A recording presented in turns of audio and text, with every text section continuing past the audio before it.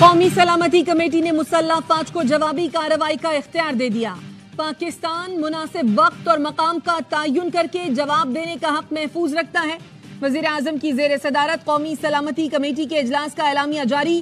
اعلامیے میں کہا گیا، بھارت نے جھوٹے دہشت گرد کیمپوں کے بہانے معصوم بچوں اور خواتین کو نشانہ بنایا۔ معصوم شہریوں کو نشانہ بنانا گھناؤنا اور شرمناک اقدام ہے۔ بے گناہ لوگوں پر حملہ ناقابل برداشت اور ناقابل قبول ہے۔ بھارت نے بین الاقوامی کنونشن کی سنگین خلاف ورزی کی۔ نیلم جہلم ہائیڈرو پاور پروجیکٹ کو جان بوجھ کر نشانہ بنایا۔ بھارت نے خطے کے امن کو للکارا ہے۔ نتائج کی ذمہ داری بھارت پر ہوگی۔ عالمی برادری بھارت کو بین الاقوامی قوانین کی کھلی خلاف ورزی پر جواب دہ ٹھہرائے۔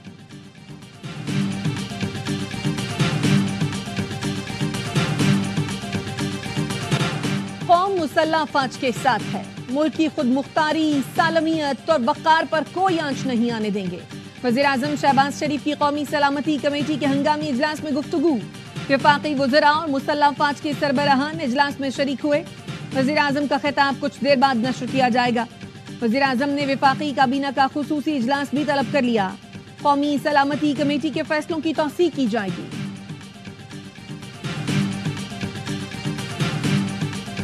پاک فضائیہ نے پاکستان پر حملہ آور بھارت کے 5 طیاروں اور 7 ڈرون کو مار گرایا۔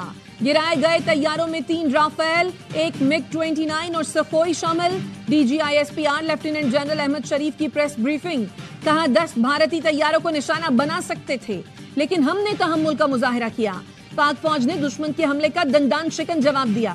اونتی پور، بھٹنڈا، اخنور، سری نگر کے قریب بھارتی لڑاکا طیاروں کا ملبہ دیکھا جا سکتا ہے۔ LOC کی خلاف ورزی پر بھارت کے بریگیڈ ہیڈ کوارٹر کو نشانہ بنایا گیا۔ بھارتی حملے میں پاک فضائیہ کے تمام طیارے اور اثاثے محفوظ ہیں۔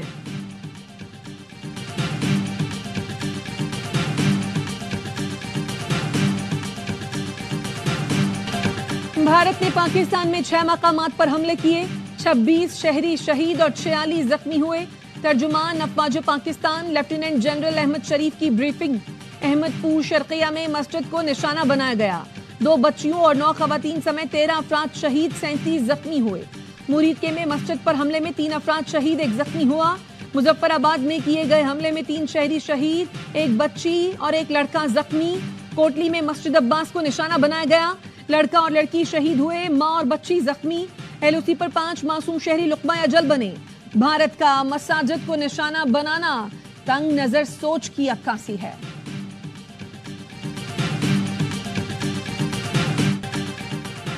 بھارت نے حملے میں نیلم جہلم ہائیڈرو پروجیکٹ کے سٹرکچر کو نقصان پہنچایا جو ناقابل قبول ہے۔ بھارت پاکستان کے پانی کے ذخائر کو نقصان پہنچانا چاہتا ہے۔ DGISPR کا کہنا ہے، بھارت کو پاکستان کی جانب سے بھرپور جواب دیا جا رہا ہے اور دیا جاتا رہے گا۔ پاکستان اپنی مرضی کے وقت اور جگہ پر بھارت کو بزدلانہ حملے کا جواب دے گا۔ سیکیورٹی ذرائع کے مطابق نوسہری ڈیم دریائے نیلم پر واقع انٹیک سٹرکچر کو رات 2 بجے نشانہ بنایا گیا۔ ہائیڈرولک پروٹیکشن یونٹ کو بھی ٹارگٹ کیا گیا۔ آبی ذخائر پر حملہ بین الاقوامی قوانین کی خلاف ورزی ہے۔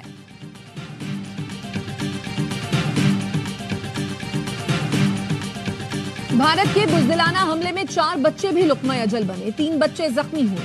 احمد پور شرقیہ میں 2 بچیاں شہید ہوئیں۔ کوٹلی میں 16 سال کی بچی نے جام شہادت نوش کیا۔ آزاد جموں و کشمیر میں لیفٹیننٹ کرنل ظہیر کا 7 سال کا بیٹا ارتضیٰ عباس بھی شہداء میں شامل۔ بھارتی حملے میں مظفر آباد اور کوٹلی میں 1 بچی زخمی ہوئی۔ بھارت نے جارحیت دکھائی پر منہ کی کھائی، پاکستان سے شکست تسلیم کر لی۔ فوجی چیک پوسٹوں پر سفید پرچم لہرا دیا۔ پاک فوج کی تابڑ توڑ جوابی کارروائی پر بھارتی فوجی چکوٹھی سیکٹر پر سفید جھنڈا لہرانے پر مجبور ہوئے۔ چورا کمپلیکس، وادی لیپا سیکٹر کی پوسٹ وانجل فارورڈ اور سانگر پوسٹ چیری کوٹ سیکٹر پر بھی سفید پرچم لہرا دیا۔ پاکستان نے اقوام متحدہ کی سلامتی کونسل کو بھارتی جارحیت سے آگاہ کر دیا۔ ترجمان دفتر خارجہ کا کہنا ہے، پاکستان مناسب وقت اور مقام پر بھارتی جارحیت کے جواب کا حق رکھتا ہے۔ بھارتی ناظم الامور کی دفتر خارجہ طلبی، پاکستان نے شدید احتجاج ریکارڈ کرایا۔ ترجمان دفتر خارجہ نے کہا، بھارتی جارحیت پاکستان کی خود مختاری کی صریحاً خلاف ورزی ہے۔ بھارت کو خبردار کیا، ایسی مہم جوئی خطے کے امن و استحکام کے لیے خطرہ ہے۔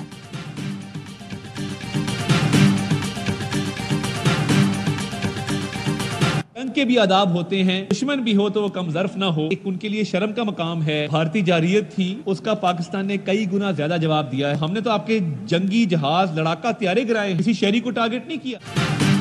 بزدل بھارت نے بچوں اور خواتین کو نشانہ بنایا، اس کے لیے شرم کا مقام ہے۔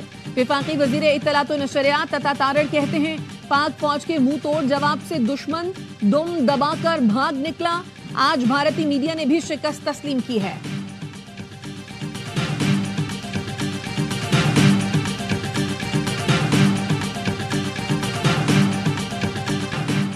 بھارت کا رافیل ہو گیا فیل، پاکستان نے جدید ٹیکنالوجی سے لیس بھارتی فضائیہ کو اوقات یاد دلا دی۔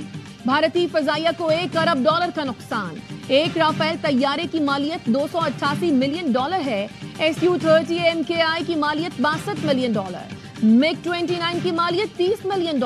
بھارتی فضائیہ کو 5 طیاروں کی مد میں $956 ملین کا نقصان اٹھانا پڑا۔ بھارت نے اپنے 3 طیارے گرائے جانے کا اعتراف کر لیا۔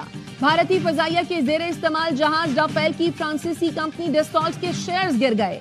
عالمی مارکیٹ میں حصص کی قیمت 1.64% نیچے آ گئی۔ پاک فضائیہ کی طاقت سے دنیا متاثر۔ JF-17 کی طیارہ ساز کمپنی کے شیئرز میں 18% سے زائد اضافہ۔ No, it's a shame. We just heard about it just as we were walking in the doors of the Oval.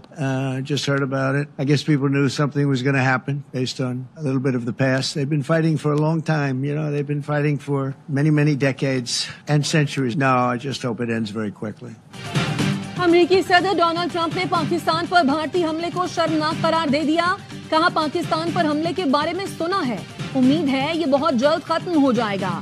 بھارتی حملے کے بعد پاکستان اور امریکہ کے درمیان رابطہ۔ مشیر قومی سلامتی لیفٹیننٹ جنرل عاصم ملک کو امریکی وزیر خارجہ کا فون۔ مارکو روبیو نے ٹویٹ میں کہا پاکستان اور بھارت کی قیادت سے مسلسل رابطے میں ہوں، پرامن حل کے لیے دونوں ملکوں کی قیادت سے بات کر رہے ہیں۔ صدر ٹرمپ چاہتے ہیں پاک بھارت کشیدگی جلد ختم ہو۔ سیکریٹری جنرل اقوام متحدہ اینٹونیو گوتریس کا بھارتی جارحیت پر اظہار تشویش۔ کہا پاکستان اور بھارت ضبط و تحمل کا مظاہرہ کریں۔ دنیا پاکستان اور بھارت کے درمیان فوجی تصادم کی متحمل نہیں ہو سکتی۔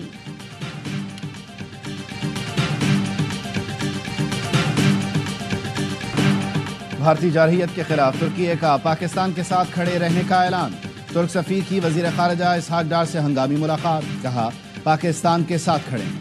بھارت کی جانب سے پاکستان کی خود مختاری کی خلاف ورزی پر پاکستان کا بھرپور ساتھ دیں گے۔ ترک وزیر خارجہ کا اسحاق ڈار کو فون۔ بھارت کی بلا اشتعال جارحیت، پاکستانی خود مختاری کی خلاف ورزی اور بے گناہ شہریوں کی شہادت پر گہری تشویش کا اظہار کیا۔ پاکستان سے مکمل یکجہتی کا اعادہ کیا۔ علاقائی سیکیورٹی کی بگڑتی صورتحال پر تشویش کا اظہار کیا۔ دونوں رہنماؤں نے رابطے میں رہنے اور باہمی مشاورت جاری رکھنے پر اتفاق کیا۔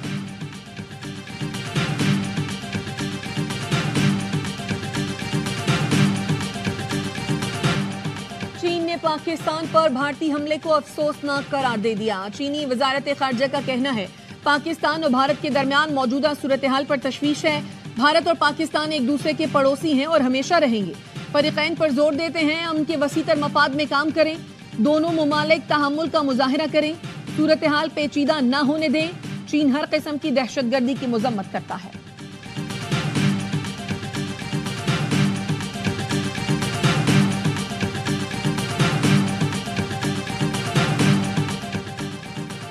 پاکستان اور بھارت تحمل سے کام لیں، کشیدگی روکیں، اسے مزید بڑھانے سے گریز کریں۔ متحدہ عرب امارات کے نائب وزیر اعظم اور وزیر خارجہ شیخ عبداللہ بن زائد ال نہیان کا پیغام۔ کہا سفارتکاری اور مذاکرات بحران کو پرامن طریقے سے حل کرنے کا سب سے مؤثر ذریعہ ہیں۔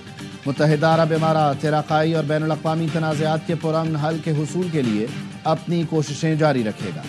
جاپان کا بھی بھارتی حملے پر تشویش کا اظہار۔ جاپانی وزارت خارجہ کا کہنا ہے بھارت اور پاکستان تحمل سے کام لیں، بات چیت کے ذریعے صورتحال کو بہتر بنائیں۔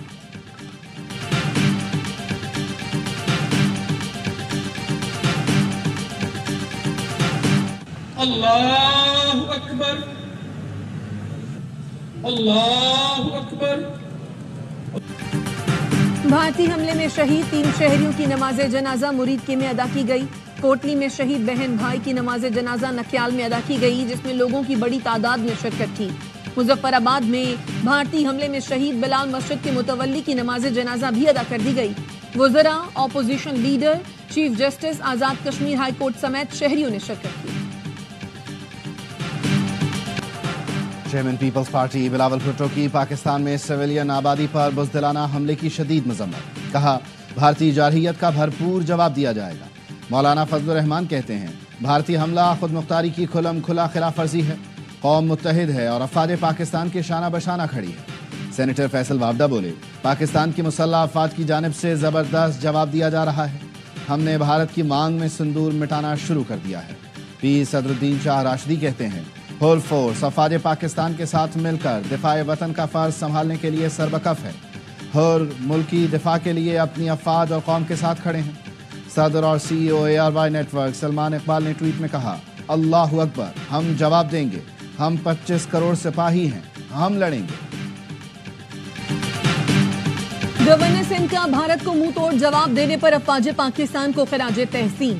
گورنر سندھ کامران ٹیسوری کہتے ہیں قوم مسلح افواج کے شانہ بشانہ کھڑی ہے، بھارت نے دوبارہ ایسی سنگین غلطی کی تو اسے دوبارہ منہ توڑ جواب دیں گے۔ بھارت میں موجود مسلمان سوچیں کہ مودی مساجد شہید کر رہا ہے۔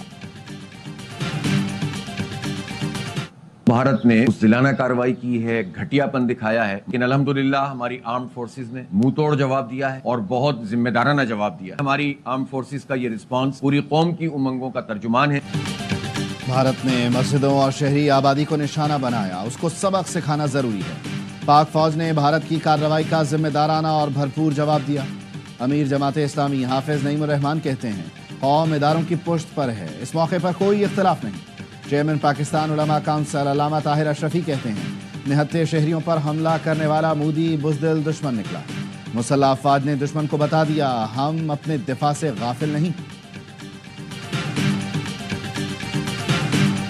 ساری آرمی انشاءاللہ انہاں کو ڈسے سی جواب دیندی پئی ہے اور انشاءاللہ یہ سارے جہنم واصل تھی سن۔ انڈیا نے رات کے اندھیرے کے اندر جو بزدلانہ کارروائی کی ہے، پاک فوج نے بر وقت کارروائی کرتے ہوئے ان کو منہ توڑ جواب دیا اور پوری قوم پاک فوج کی پشت کے اوپر کھڑی ہوئی ہے۔ انشاءاللہ سٹارٹ انہوں نے کیا، ختم ہم کریں گے، ہم اپنی پاک فوج کے ساتھ ٹھہرے ہیں، شانہ بشانہ ہمیشہ ساتھ رہیں گے۔ بھارت کے بزدلانہ حملے پر پاکستانی قوم کو متحد کر دیا، شہری کہتے ہیں بھارت کو یہ حملہ بہت مہنگا پڑے گا، پاک افواج بھارت کو وہ جواب دیں گی جو اسے ہمیشہ یاد رہے گا، بھارت کو پتہ چل جائے گا جنگ کیا ہوتی ہے۔ راولپنڈی، گجرانوالہ، سیالکوٹ سمیت مختلف شہروں میں پاک فوج سے یکجہتی اور بھارت کے خلاف احتجاجی مظاہرے، وطن کی خاطر جان قربان کرنے کا عزم۔ لاہور ہائی کورٹ بار نے بھارتی جارحیت کے خلاف GPO چوک تک ریلی نکالی۔ پشاور ہائی کورٹ بار نے پاک فوج کے ساتھ اظہار یکجہتی کی قرارداد منظور کر لی۔ وزارت صحت کا ملک بھر میں ہنگامی صورتحال کا اعلان، وفاقی وزیر صحت مصطفیٰ کمال کا وفاق کے ہسپتالوں میں ایمرجنسی نافذ کرنے کا حکم، ڈاکٹرز، نرسز، پیرامیڈکس اور انتظامی عملے کی چھٹیاں منسوخ، وفاقی ادارہ صحت میں ایمرجنسی کوئک رسپانس سینٹر قائم کر دیا گیا۔